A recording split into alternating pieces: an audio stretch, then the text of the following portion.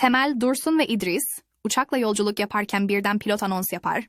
Pilot, sayın yolcular, kötü bir haberim var. Motorlardan biri bozuldu. Biraz rötar yapacağız.